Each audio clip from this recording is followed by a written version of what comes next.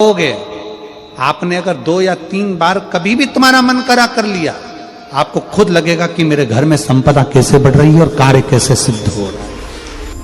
आप सबको मालूम होगा रावण क्या करता था। रावण ने अपने शीश काट कर दिए, रावण ने तप करा, रावण ने साधना करी, रावण ने तपस्या करी, बहुत करी, पर भगवान प्रसन्न नहीं हुए।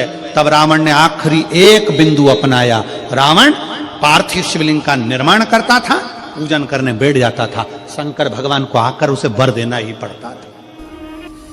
3 दुर्गा, एक गणेश जी की जगह, एक अशोक सुंदरी की जगह, एक षडानंद कार्तिकेय जी की जगह। यहां से पानी बहता है, इसके ठीक विपरीत में यहां 3 बेलपत्र, तीनों रख दीजिए। 3 आखा चावल, 3 अक्षत। आखा चावल जानते हो? पूजन कर लो जिस दिन तुम्हारा मन करे। कोई तिथि, कोई बार, कोई दिन, कोई समय, कोई घड़ी, कोई पल, कुछ मत देखो। विवाह कर कर माता पार्वती जी अपने कैलाश धाम पर आई थी और माता पार्वती जी ने पहली बार भगवान शंकर के विवाह होने के बाद पहली बार पार्वती जी ने शिवलिंग का निर्माण किया। और ध्यान रखें मेरी बेटियां, ध्यान रखें मेरे बेटाएं, मेरी माताएं इस बात का ध्यान रखें, बेटियां ध्यान रखें, मेरी माताएं ध्यान रखें, मेरे भाई ध्यान रखें। जिस दिन तुम्हारा मन करे, जिस दिन तुम्हारा दिल करे, उस दिन घर में पार्थिव शिवलिंग का निर्माण कर लिया करो। जिस दिन तुम्हारा दिल कर जाए कि आज मेरा मन है मैं पार्थिव शिवलिंग बनाऊं, गमले में से मट्टी लो, खेत में से मट्टी लो, जहां से मट्टी ले सकते हो। घर के बाहर कोई गमला हो, बगीचा हो, शहरों में जमीन पर कहां मट्टी ढूंढने जाओगे? तुम्हारे जो गमले लगे रहते हो उसमें से मट्टी ले लो, पर छोटा सा पार्थिव शिवलिंग का निर्माण।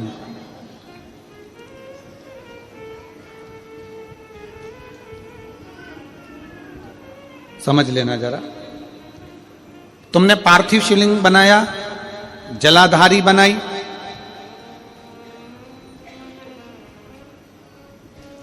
पूजन कर लो जिस दिन तुम्हारा मन करे। कोई तिथि, कोई बार, कोई दिन, कोई समय, कोई घड़ी, कोई पल, कुछ मत देखो। तुमने पार्थिव शिवलिंग का निर्माण किया। 3 आखा चावल, 3 अक्षत। आखा चावल जानते हो? साबुदाना, आखर चावल। 3 चावल के दाने, एक गणेश जी की जगह, एक अशोक सुंदरी की जगह, एक षडानंद कार्तिकेय जी की जगह। 3 चावल दाने। 3 दुर्गा, एक गणेश जी की जगह, एक अशोक सुंदरी की जगह, एक षडानंद कार्तिकेय जी की जगह। 3 बेलपत्र, जहां पर माता पार्वती जी का आपने ये जलाधारी बनाई है, उसी जलाधारी पर हो गए। आपने अगर 2 या 3 बार कभी भी तुम्हारा मन करा कर लिया, आपको खुद लगेगा कि मेरे घर में संपदा कैसे बढ़ रही है और कार्य कैसे सिद्ध हो रहा है। यहां से पानी बहता है, इसके ठीक विपरीत में यहां 3 बेलपत्र, तीनों रख दीजिए। और छोटा सा कलश हो या बड़ा सा कलश हो, 3 लोटा जल यहां बैठकर, जहां पर आपने बेलपत्ती रखी है उसी के वहीं पर बैठकर इस शिवलिंग पर 3 लोटा जल धीरे धीरे अपने मन की कामना कर कर, बाबा आज मैं दुखी हूं, बाबा मुझे ये तकलीफ है, बाबा मेरे बच्चे ये काम में गए हैं, बाबा ऐसा है। 3 लोटा जल बाबा को धीरे धीरे अपने भाव कहकर, फिर तुम्हारे पास में जो पूजन का सामान हो वो चढ़ाकर बाबा की आरती कर कर दिया लगा दो। जब दिया ठंडा हो जाए उस शिवलिंग का विसर्जन कर दो। आप पाओ शिव आराधना में भगवान शंकर की, शिव भक्ति में भगवान शंकर की अविरल भक्ति में पार्थिव शिवलिंग का निर्माण और पार्थिव शिवलिंग की पूजन हमें बल प्रदान करती है। माता पार्वती जी ने पार्थिव शिवलिंग का निर्माण किया। शिव जी ने देखा पार्वती जी को कि पार्वती जी पार्थिव शिवलिंग का निर्माण कर रही, तो शंकर जी ने पूछा, पार्वती तेरी शादी नहीं हो रही थी इसलिए तूने पार्थिव शिवलिंग का पूजन करा, तू चाहती थी मुझसे विवाह करना चाहती थी इसलिए पार्थिव शिवलिंग का पूजन करा। अब क्या चाहती है? अब तो मैं तुझे मिल गया, अब तो मैं तुझे प्राप्त हो गया, अब तुझे क्या चाहिए? अब तुम मुझसे चाहती क्या है? पार्वती जी ने हाथ जोड़कर भोलेनाथ जी से विनय करा, अब मुझे कुछ नहीं चाहिए, बस इतना चाहिए कि मैं कैलाश पर रहूं या शमशान में रहूं, जहां भी रहूं मेरे हृदय में कभी भी दुख ना हो, मैं प्रसन्न होकर अपनी जिंदगी को आपकी सेवा करते करते निकाल दूं, आपकी प्रसन्नता पूर्वक।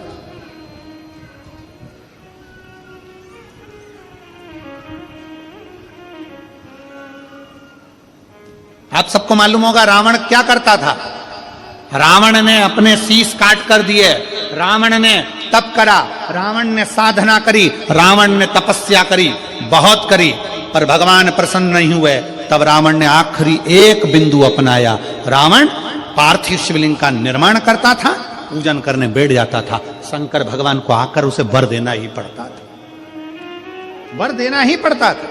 पार्थिव शिवलिंग के निर्माण का, पार्थिव शिवलिंग के पूजन का, पार्थिव शिवलिंग की आराधना का फल बहुत। कितने लोग हैं? आप लोगों ने बनाया कभी पार्थिव? बनाया? सावन में बनाते हो गुरुजी, है ना, ऑनलाइन जब पार्थिव शिवलिंग का निर्माण होता है तब बनाते हो, पर बीच में कभी तुम्हारा मन कर जाए, एकदम जब तुम्हारा मन हो। अब कई लोग कहते हैं गुरुजी पार्थिव लिंग का पूजन करना है तो पति पत्नी का दोनों का होना जरूरी है, शादीशुदा होना जरूरी है, या ऐसा जरूरी है या वैसा जरूरी है। शिव महापुराण की कथा कहती है बच्चे हो बच्ची हो, शादी हो गई नहीं हुई, विवाह हो गया, जैसे भी हो, आप जैसे हो वैसे पार्थिव लिंग का निर्माण करो।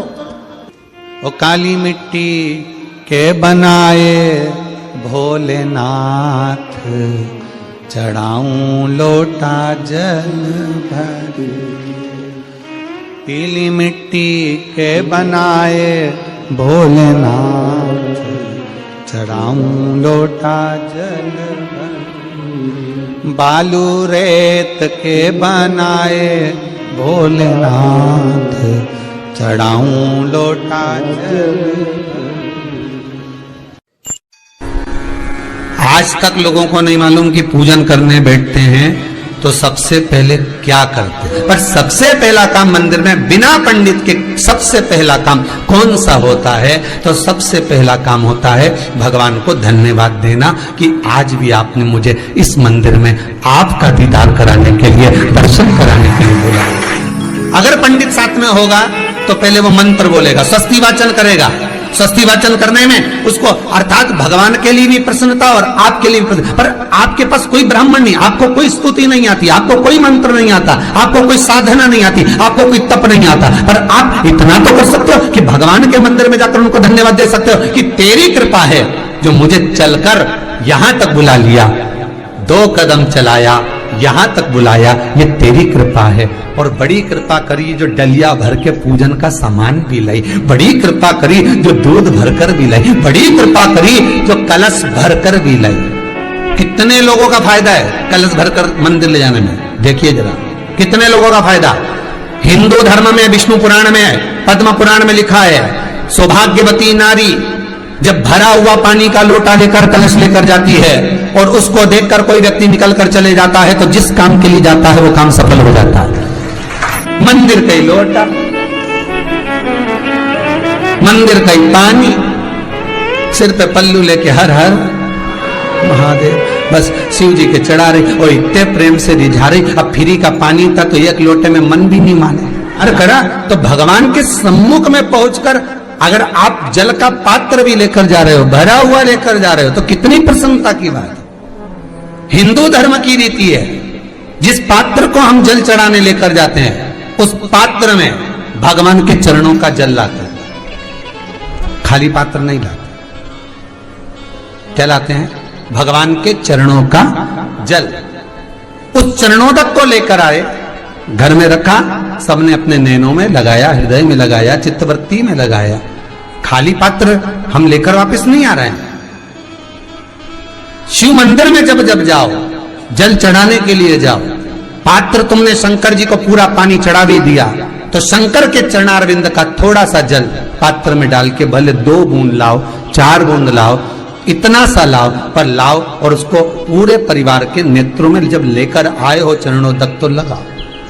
पर खाली पात्र नहीं लेकर आना। खाली पात्र लाने में ध्यान दीजिए, जब आप पूरा जल समर्पित कर देते हैं, जल समर्पित भी पूरा करना है, भगवान को चढ़ा रहे हो तो पूरा समर्पण होना चाहिए, पूर्ण समर्पण। इसलिए शंकर भगवान को अधूरा समर्पण नहीं, इसलिए श्रीफल भी पूर्ण चढ़ता है। शंकर जी के मंदिर में श्रीफल नहीं फूटता, पूर्ण श्रीफल। बेलपत्री भी पूरी, चावल का दाना भी चढ़ेगा तो आखा, फल भी चढ़ेगा तो आखा, फूल भी चढ़ेगा तो आखा। भगवान को कोई चीज खंडित नहीं चढ़ती, शिव जी को। जल भी चढ़ेगा तो पूर्ण। जिस जल को चढ़ाने के लिए लेकर गए उसको बचा कर नहीं लाना है शिव मंदिर में से, संपूर्ण भाग। क्योंकि भगवान के चरण की रज जब हमारे घर में प्रवेश करेगी तो हमारा आत्म कल्याण तो स्वतः ही हो जाएगा। शिव करुणा कर ही देंगे। पर कई लोगों की आदत रहती है, और आपने भी गलती करी होगी, गए होगे, चढ़ाकर भी आए होगे, पूरा पानी भी उंडेल कर आए होगे, चढ़ा भी दिया, छोड़ भी आए, पर लेकर नहीं आए होगे। कई लोग गलती कर जाते हैं और फिर बाद में कहते हैं हम तो इतने साल से पूजन कर रहे हैं, भगवान हमारी सुन ही नहीं दिया। तो भगवान के मैं तो तैयार बैठा, पर तू नवा के चली जाए, लेके तो कहीं जाए। तो भगवान थोड़ी ना कहेगा कि तू मेरे पास में आए तो मेरे चरण की रज लेकर जा। भगवान थोड़ी ना कहेगा कि मेरे पास में आकर तू ये लेकर जा। भगवान तो कहेगा मेरे पास में आया है, मांगना कुछ मत, बस मुझे जो स्नान कराया है मेरा चरणोदक लेकर जा, छीट दे पूरे घर में, संपदा भरना मेरा काम है। जहां मेरी चरण की रज पहुंच गई वहां संपदा स्वतः पहुंचती है, मैं वहां पहुंच जाता हूं।